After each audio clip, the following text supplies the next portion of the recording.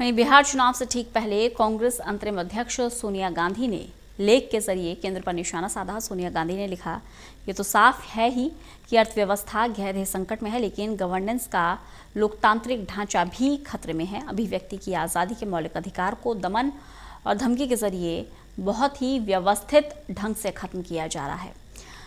सोनिया के मुताबिक विरोध की आवाज को जानबूझकर आतंकवाद या देश विरोधी गतिविधि बताया जा रहा है। कांग्रेस के अंतरिम अध्यक्ष सोनिया गांधी ने दशहरे के मौके पर यह कहते हुए प्रधानमंत्री नरेंद्र मोदी पर तंज किया था कि शासक के जीवन में अहंकार, झूठ और वादे तोड़ने की जगह नहीं होती है। इस तीखी आलोचना के बाद सोनिया गांधी ने एक लेख लिखा और इसमें मौजूदा नरेंद्र मोदी सरकार को घेरते हुए कहा कि भारतीय लोकतंत्र को खोखला किया जा रहा है। अंग्रेजी अखबार में सोनिया गांधी का ये लेख सोमवार को प्रकाशित किया गया। इसमें सोनिया गांधी ने लिखा कि ये तो साफ है कि अर्थव्यवस्था गहरे संकट में है, लेकिन गवर्नेंस का लोकतांत्रिक ढांचा भी खतरे में है। अभिव्यक्ति की आजादी के मौलिक अधिकार को दमन और धमकी के जरिए बहुत ही व्यवस्थित ढंग से खत्म किया जा रहा है। विरोध की आवाज को जानबूझकर आतंकवाद या देशद्रोही गतिविधि बताया जा रहा है। कि नड्डा जी ने शायद लेख पढ़ा नहीं, इस लेख में ही उनका उत्तर है।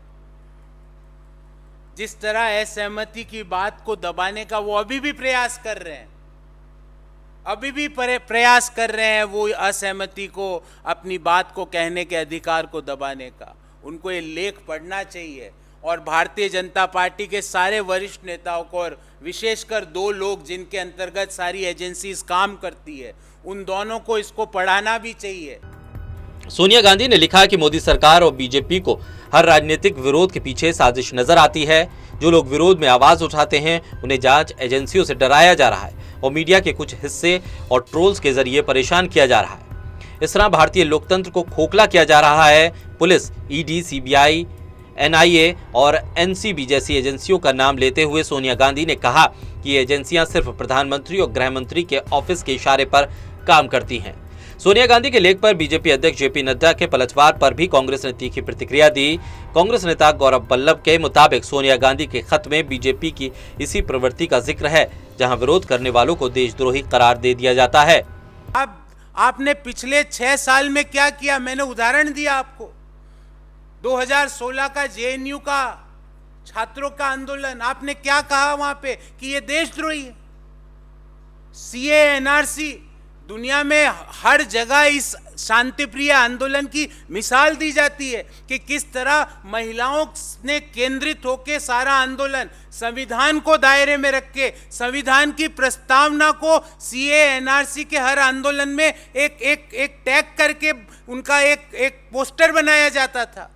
उनके लिए संविधान सर्वोपरि था। उस आंदोलन में उनके देशभक्तों के फोटोज लगते थे, राष्ट्रीय एम्बलम्स, राष्ट्रीय गीत गाए जाते थे। वो वैसे आंदोलन को आपने क्या किया, उनके आंदोलन की आपने कभी बात सुनने की कोशिश करी? हुआ क्या उस दौरान? Minister of state for finance ने क्या भद्दी भाषा बोली? क्या वो संवैधानिक भाषा है? एक व्यक्ति जो संविधान की कुर्सी पे बैठा है, क्या वो उसकी भाषा है? एनडीए के पहले कार्यकाल का जिक्र करते हुए सोनिया गांधी ने लिखा कि मोदी सरकार ने राजनीतिक विरोधियों को भारत का दुश्मन बनाकर पेश किया। जिन लोगों ने भी सरकार के खिलाफ आवाज उठाई उन पर सख्त कानून के तहत कार्रवाई की गई। इसकी शुरुआत 2016 में जेएनयू के यंग स्टूडेंट के खिलाफ राजद्रोह लगाकर की गई। इसके बाद लगातार एक्टिविस्ट, स्कॉलर्स और बुद्धिजीवियों को भी निशाने पर लिया गया, क्योंकि इन लोगों ने सत्ताधारियों के खिलाफ आवाज उठाई, जबकि लोकतंत्र का मतलब वैचारिक मतभेद ही है। एंटी बीजेपी प्रोटेस्ट को एंटी इंडिया कह दिया गया। सोनिया गांधी ने लिखा कि सीए, एनआरसी जैसे मुद्दों पर जब विरोध प्रदर्शन किए गए तो सरकार ने इस कदम को एंटी बीजेपी की जगह एंटी इंडिया बता दिया। सोनिया गांधी ने कहा कि शाहीन बाग समेत देश के कई हिस्सों में महिलाओं ने प्रदर्शन का नेतृत्व किया। इसने नई मिसाल कायम की और पुरुषों के बजाय महिलाओं ने स्टेज संभाला। विरोध प्रदर्शन को भारी समर्थन मिला, लेकिन मोदी सरकार ने सीए विरोध प्रदर्शन को कोई तवज्जो नहीं दी और दूसरी तरफ दिल्ली चुनाव में अलग रंग दे दिया। मंत्रियों से लेकर बीजेपी नेताओं ने प्रदर्शनकारियों को धमकी दी। सत्ताधारी दल ने ऐसे हालात पैदा किए कि नॉर्थ ईस्ट दिल्ली में हिंसा भड़क गई। वहीं केंद्रीय मंत्री मुख्तार अब्बास नकवी ने कांग्रेस अध्यक्ष सोनिया गांधी पर पलटवार करते हुए निशाना साधा। उन्होंने कहा है कि जिस पार्टी में अहंकार हो, उस पार्टी का नेता अहंकार के बारे में प्रवचन कर रहा है। इससे ज्यादा मजाक नहीं हो सकता। कांग्रेस अहंकार ही नहीं अराजकता की पराकाष्ठा कर चुकी है। कांग्रेस वेंटिलेटर पर है लेकिन उसका अहंकार एक्सीलरेटर पर है। कांग्रेस पार्टी तो अहंकार की पराकाष्ठा पार कर चुकी थी और आज जनता ने अगर इनको ठुकराया है, जनता ने इनको जो है वो रिजेक्ट किया है, तो उसका एक कारण रहा है अहंकार और अराजकता। और अहंकार और अराजकता में चूर सामंती सोच के साथ जिस तरह से इनकी पार्टी और इनके लोग काम करते रहे, उसका नतीजा देख रहे हैं। लेकिन अनफॉर्चुनेटली कांग्रेस पार्टी आज वेंटिलेटर पे है लेकिन उसका अहंकार एक्सीलेटर पे चला जा रहा है। तो ये उनकी संस्कार है, अहंकार का संस्कार।